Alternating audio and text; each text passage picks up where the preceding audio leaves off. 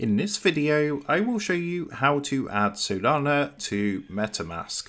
So let's jump straight into it. So in order to do this, the first thing you're going to want to do is open up your MetaMask wallet on your device, whether that's on like a phone or if you're on a PC or laptop. Of course, you want to go ahead and open up metamask.com. So once you've done that and you're logged in, to go ahead and add MetaMask, what you want to do first is come down to the bottom and it says underneath where you can buy BNB, don't see your token, import tokens.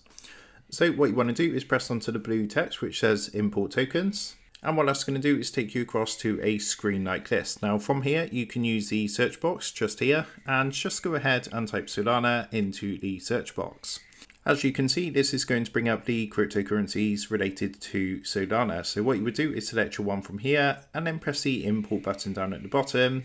Once that's done, as you can see, we can successfully add Solana to MetaMask. So with that being said, I hope this quick tutorial did help you out today. And if this did help you out, I would really appreciate it if you was to consider dropping down below the video, leaving a like, and also subscribing to the channel. With that being said, I just want to take a minute to thank you guys for watching this quick tutorial, and I will see you in the next video.